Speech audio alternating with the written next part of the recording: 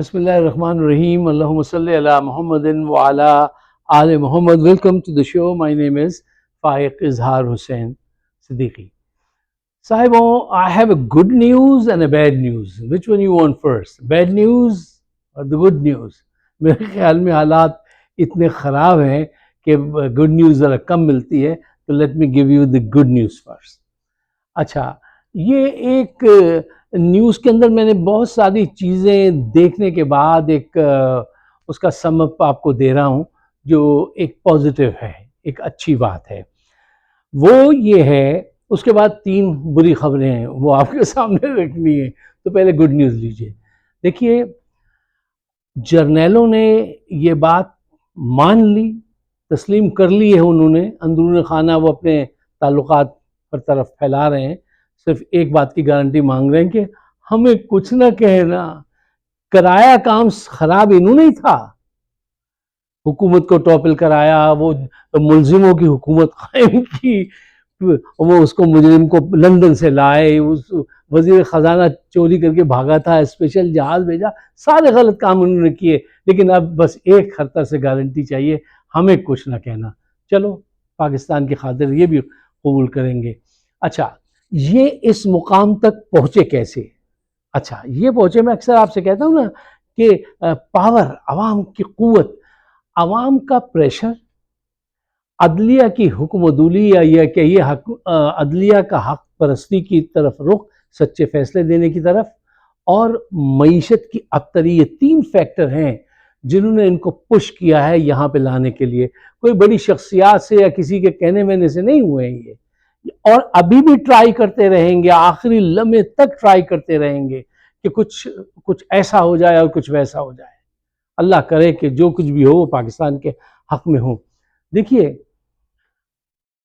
انہوں نے نون لیگ کے ساتھ حکومت کر کے دیکھ لی, نہ یہ معیشت بہتر کر سکتے ہیں. میں نے کتنی دفعہ میں بار بار یہ بات کہتا تھا, یہ کرپشن کے ایکسپرٹ ہیں, پیسہ چھپانے کے ایکسپرٹ ہیں, یہ معیشت بہتر کرنے والے لوگ نہیں ہیں. اور آپ کا تو ایک کام ہی نہیں ہے آصف منیر صاحب کا. معصوم آدمی پہلے دن آگے کہہ دیا 1 سال میں اس کا معیشت ٹھیک کر دیں گے. باہر سے اورنگزیب صاحب کو لیا, وہ اتنے شرمندہ اور اتنے پریشان ہے وہ شخص کہ یار میں کس دلدل میں پھنس گیا, وہ کون سا لمحہ تھا جو میں نے ان سے ہاں کی. لیکن ایسے نہیں ہوتا ہے یہ کام, اور جھوٹی باتیں کر کے, وہ جھوٹا آدمی نہیں ہے, وہ پریشان ہو گیا کہ یار یہ کیا ڈرامہ ہو گیا. خیر, اچھا دیکھیے, اب جو ہے یہ بات تو طے ہو گئی کہ جلدی عمران خان باہر آئیں گے. اب اینڈ گیم کی طرف حالات جا رہے ہیں. اس وقت عمران خان کو بہت محتاط رہنا پڑے گا. End game is always very important. دیکھو, نیگوسیشن میں وہ دوسری بات ہے کہ آپ کیا چاہتے ہیں, اہم یہ بات ہے آپ نے کس چیز پہ دستخط کیے ہیں. اہمیت اس بات کی ہوتی ہے کہ نیگوسیشن میں آپ نے دستخط کس چیز پہ کیے, ڈیمانڈ کیا تھا وہ ایک الگ چیز ہے, ایگریمنٹ پہ کس چیز پہ سائن کیے اس کی اہمیت بہت زیادہ ہوتی ہے, اسی کی بلکہ ہوتی ہے کہ یہ. اچھا, اب ان کی کوشش یہ ہوگی, جو ابھی تک یہ طے نہیں کر پا رہے ہیں, کہ دوبارہ جب حکومت ہو تو وہ عدلیہ ایسے آرڈر کرے کہ 45 والے جو سچے فارم والے تھے ان کی حکومت قائم ہو جائے, یا نئے الیکشن کرائے جائیں. یہی 2 طریقے ہو سکتے ہیں نا. اب اس میں جرنیلوں کی خواہش یہ ہے 45 کے ذریعے یا نئے الیکشن کے ذریعے بس ایک ہماری خواہش پوری کر دو. کیا ہے وہ خواہش؟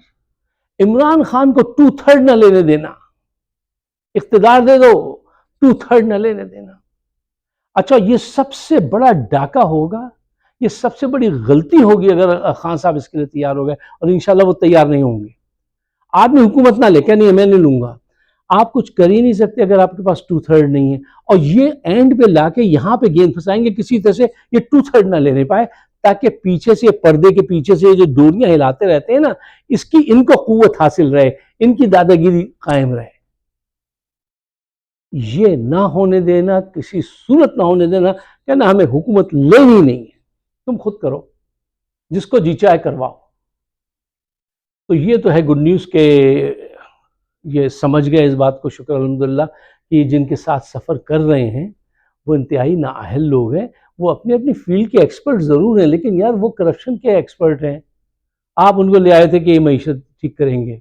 اچھا صاحب, اب آئیے 3 ایسی خبریں جو بڑی آپ کا غور و فکر کی دعوت دیتی ہیں، جو ذرا مجھے کنسرن ہوں میں ان سے۔ 5 اگست کو پورے پاکستان میں پی ٹی آئی کی طرف سے احتجاج کی، ہڑتال کی کال دی گئی ہے۔ اب دیکھنا یہ ہے کہ یہ حضرات اس میں کامیاب ہوتے ہیں یا پچھلی تمام جب بھی کالز دی ہیں تو یہ ناکام ہوئے، سوائے ایک شخص کے، وہ جو طوفان اٹھاتا ہے مروت، اس کے علاوہ سارے وہ ہیں ان میں۔ اچھا دیکھیے، اگر 5 اگست کو یہ چیز بڑے پیمانے پہ یہ کرنے میں ناکام ہو گئے تو پھر ہم اس کو کیا سمجھیں گے؟ کیا سمجھنا چاہیے اس کو؟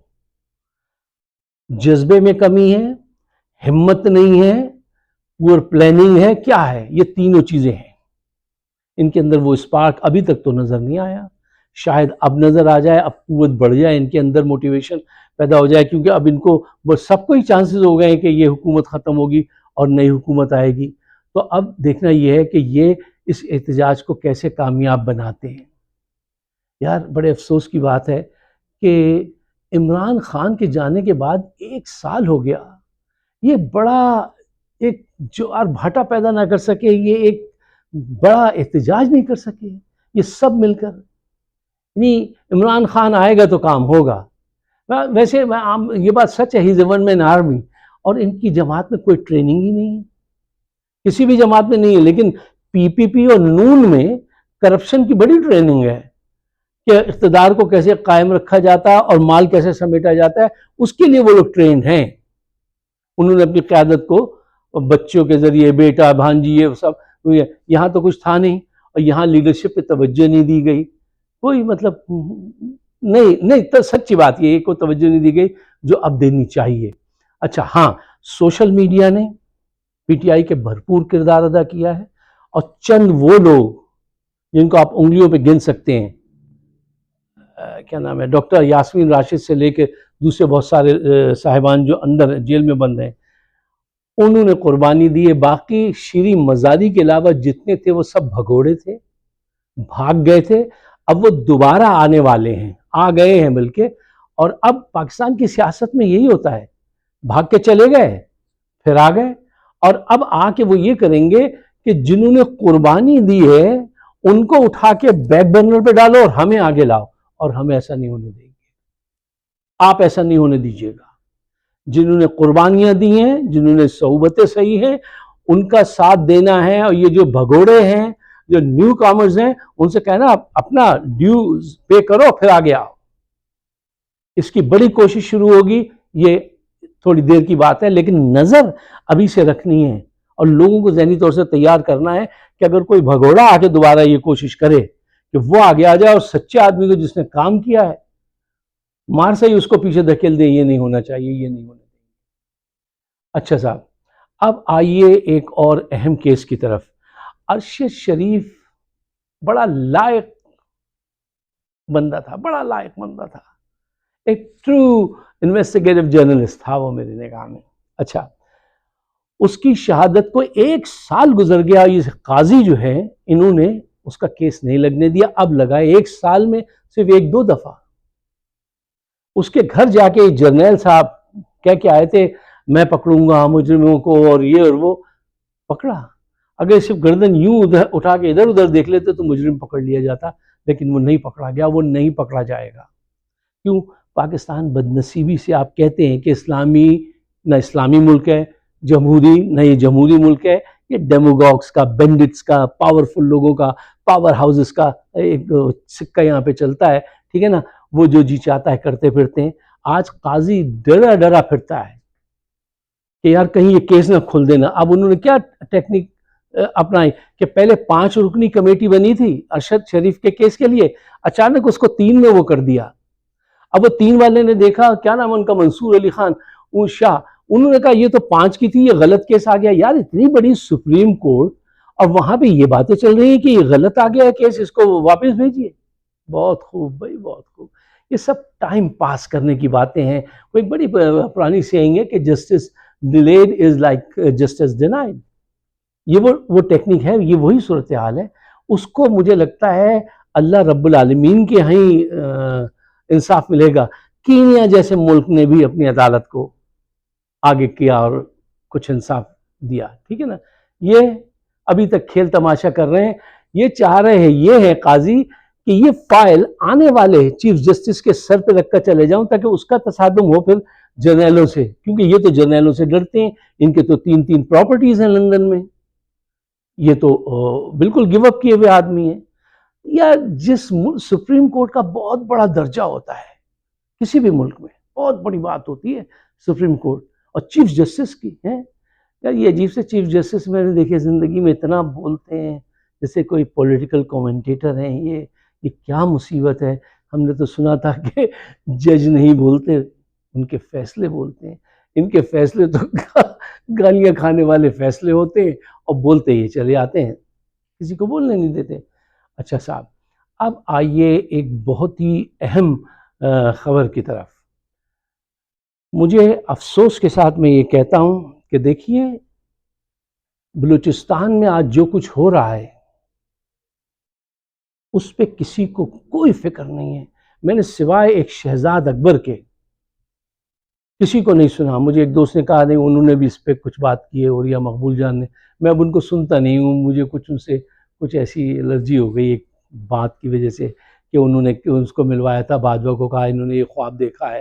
اب تو وہ ہیں وہ سب جھوٹ نکلا یار. تو میں خواب اور یہ جو ہے, اچھا خیر چھوڑیے, وہ دوسری طرف جائیں گے, اس پہ کبھی بات کریں گے, کیونکہ اس پہ مذہب کا وہ ہے. تو میں ڈرتا ہوں کہ پہلے میں جانوں, کوئی غلط بات نہ کہہ دوں, میری پکڑ نہ ہو جائے. تو وہ ایک ایسا کیس ہے. اچھا, سوائے شہزاد اکبر کے میں نے کسی کو نہیں سنا کہ جس نے اس طرف توجہ دی ہو.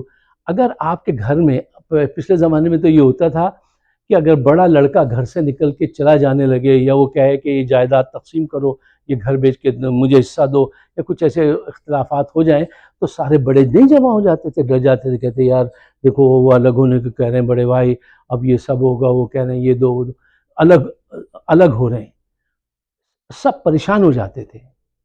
آج آدھا ملک ٹوٹ گیا, آدھا ملک گنوا چکے ہیں پہلے ہی ہم. اب شورش ہے یہاں پر بلوچستان میں, کسی کے کان پہ جو رہے گی. آپ نے دیکھا کوئی کنسرن ہو, کوئی وزیر, کوئی سفیر, کوئی بڑا, وہ آ کے کہے کہ بھائی یہ کیا غلطی کر رہے ہو, وہاں پہ فائر کر رہے ہو, وہاں پہ لوگ گوادر میں جمع ہو رہے ہیں, تمہاری ساری رکاوٹیں توڑ کے آ رہے ہیں. اور اگر اس کو انٹرنیشنل میڈیا میں جگہ مل گئی تو یہ کتنی بڑی پرابلم ہو جائے گی, ہو گئی ہے آلریڈی پاکستان کے لیے. اس کو حل کرو.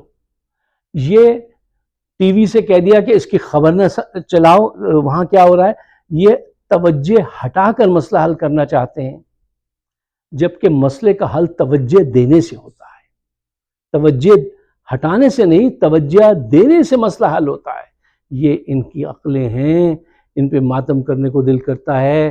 اس ملک میں نہ کوئی بڑا عہدیدار اس میں متفکر میں نے پایا, نہ کوئی ایک عام جرنلسٹ کو دیکھا اس پہ بات کرتے ہوئے. کوئی احساس ہی نہیں ہے. آدھا ملک ٹوٹ گیا تھا جب بھی احساس نہیں ہوا تھا. ہمارے سسر کہتے تھے, میں ان سے اکثر ذکر کرتا تھا, کہتے پتر کچھ نہیں سی وہ غم نہیں کری دا, وہ سلاح باندھے سی, اسی انہاں دی ہیلپ کر دے سی, وہاں کچھ نہیں تھا, اس کا غم مت کرو تم. یہ ہمارے بزرگوں کا حال تھا. آج بلوچستان میں جو سونے کی کان ہے وہ آپ کے ہاتھ سے نکل جائے گی. ادھر وہ نظریں لگائے بیٹھا ہے چائنا, اس کی تو ٹیکنیک یہ ہے کہ جاؤ اتنا قرضہ دو, پھر کہہ دو سری لنکا کی جیسے پورٹ لی ہے ایسے گوادر بھی وہ آپ سے لے لے گا. اور یہ جو ہمارے جو ہیں ادھر والے طاقتور, وہ پیسے لے لیں گے, کہیں گے ٹھیک ہے آپ گوادر 99 سال کے لیے لے لیجیے. یار کتنی بدنصیبی ہے. کوئی ایک پہلو ہو کہ آدمی رو لے, غم منا لے, اور سارے آپ کے لوگ سوئے ہوئے ہیں, اس پہ کوئی بات ہی نہیں کر رہا. وہ کیا چاہتے ہیں, کم از کم یہ تو جان لو ظالموں. بلوچستان کے لوگ کہتے ہیں کہ بھائی ہمارے یہ جو نوجوان تم نے اٹھا لیے وہ واپس کرو, یا بتا دو کہ وہ ایک دن وہ کہہ رہی تھی کہ اگر انہوں نے مار دیا تو بتا دو تاکہ ہم سب سکون سے اس کو سہ لیں. وہ بھی نہیں بتاتے. چاہے غلط ہو, کچھ بھی ہو, تم ان کے بندے واپس کرو. ایک بات. دوسری بات یہ کہ ایف سی جو ہے وہاں پہ جہاں جی چاہ رہا ہے, جو ہمارے لوگ اسمگلنگ کروا رہے ہیں, کر رہے ہیں, ہمارے یہ قانون نافذ کرنے والے خود اسمگلنگ کرا رہے ہیں, اب وہ دیکھ رہے ہیں وہاں پر. تب تک یہ مطلب یہ کیوں ہے ایسا؟ ہاں, ان میں جو انڈیا کے ایجنٹ ہیں یا جو گولی چلاتے ہیں تو گولی چلانے کا تو پھر مقابلہ گولی سے ہوگا نا بھائی، لیکن اس میں بہت احتیاط برتنے کی ضرورت ہے. جہاں گولی مجبوراً چلانی ہی پڑے تو یہ سوچتے ہوئے، یہ ڈرافٹ کرتے ہوئے چلاؤ کہ گولی چلانے کے بعد اگر تم پہ گولی چلی تو تم کیا کرو گے؟ گولی چلاؤ گے نا، لیکن ایسے یہ رایہ ہموار کرو کہ تم ایک غلط آدمی پہ گولی چلا رہے ہو جس نے تم پہ گولی چلائی ہے، کہ لوگ اس کی فیور میں نہ جائیں، تمہاری فیور میں جائیں، یا تمہاری فیور میں نہ جائیں تو تمہارے خلاف نہ ہو. یہ پالیسیز ہوتی ہیں یار، یہ سوچ ہوتی ہے، ڈیولپ کی جاتی ہے، اس پہ لوگ کام کرتے ہیں. یہاں ایسی کوئی سوچ نہیں ہے. قانون نافذ کرنے والے ادارے اسمگلنگ میں ملوث ہیں، وہ اسمگلنگ کر رہے ہیں، مال بنا رہے ہیں. ان کے بچے اغوا کر لیے ہیں، وہ احتجاج کر رہی ہے وہ ڈاکٹر جو ہے مہارنگ بلوچ. ان کے لوگوں کو واپس کرنا چاہیے، وہ پاکستانی ہیں. یار یہ کیسا ملک ہے؟ یہ کہتے ہیں اسلام کے اندر تو یہ ہے کہ ایک حصہ اگر جسم کا صحیح نہ ہو تو سارے دوسروں کو خبر ہو جاتی ہے. ہم کہاں کے مسلمان ہیں بھائی؟ کسی کو خبر نہیں ہوتی کہ بلوچستان میں کیا ہو رہا ہے. کیا یہ پاکستانی کمتر ہیں؟ یہ پاکستانی نہیں ہیں جن کی گیس ہم استعمال کرتے ہیں، جن کے خزانوں پہ ہماری نظریں ہیں. میں تو اکثر یہ بات کہتا ہوں، کھل کر کہتا ہوں، دوبارہ کہوں گا، بلوچستان کے وسائل پر میری پالیسی ہے: پہلا حق بلوچیوں کا، دوسرا حق بلوچیوں کا، تیسرا حق بلوچیوں کا، چوتھا حق ہمارے وفاق کا، پھر ہمارے صوبوں کا. یہ ان کے یہاں کے منرلس ہیں نا، ان کے یہاں کا سونا ہے. دیکھیے، اگر میری بات آپ کے دل میں سچائی سے پہنچتی ہے تو اس کو آگے بڑھائیے، پاکستان کو بچائیے. انہوں نے پاکستان کے ساتھ شمولیت اختیار کی تھی. بلوچی بے وفا لوگ نہیں ہوتے ہیں، بلوچی گندے لوگ نہیں ہوتے ہیں، بلوچی وفادار قوم ہوتی ہے یار، زبردست لوگ ہوتے ہیں. آپ کو ہم کو رہنا نہیں آتا، حق دینا نہیں آتا. اپنی سوچ کے آگے اپنے فائدے کے لیے جو ہے قوم کا کتنا بھی بڑا نقصان ہو جائے، یہ جو ڈیسیجن میکر پاور ہاؤسز ہیں آپ کی کنٹری میں، یہ سب ایسے ہی لوگ ہیں. ان کے حق میں دعا کریں کہ اللہ ان کا دماغ ٹھیک کر دے. ان کی ذہانت مشکوک ہے سب کی میرے نزدیک. اگر آپ کو میری بات سمجھ میں آتی ہے تو پاکستان کے بہتر مستقبل کے لیے اس کو شیئر کیجیے گا، مجھے اپنے خیالات سے نوازیے گا. انہوں نے ہمارا بہت پیچھا لیا ہوا ہے، ان کی فائر وال نے، وہ اس کے چیزیں نہیں آگے بڑھنے دیتے ہیں، کبھی اس کی آواز خراب کر دیتے ہیں، کبھی ٹیپ ریوائنڈ ہو جاتی ہے خود بخود، پتہ نہیں کیا کچھ ہو رہا ہے. لیکن fight is on man, just go and get them. اس جذبے کے ساتھ آگے بڑھیے، پاکستان کا ساتھ دیجیے.